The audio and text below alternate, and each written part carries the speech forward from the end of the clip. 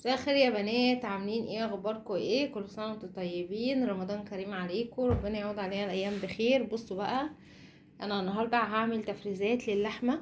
جبت كده كيلو لحمه. آه دي لحمه موزه عامله 300 جنيه من جزار حلو قوي في العباسيه. قدام اللي من العباسيه هيعرف انا بقول ايه.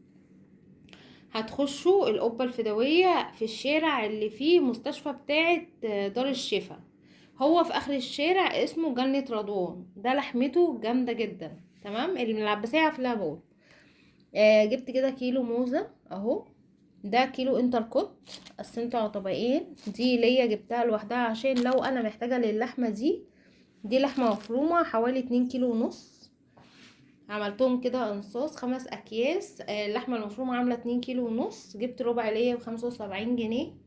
لحمتي دي هتكفيني الشهر بتاعي ورمضان، وطبعا زائد الحاجات اللي انا جبتها التانية هيكفي معايا رمضان ويفيد بعد رمضان كمان. بس انا حبيت ان انا اوريكم مشترياتي من اللحوم. وكل سنه وانتم طيبين ورمضان كريم عليكم يا رب.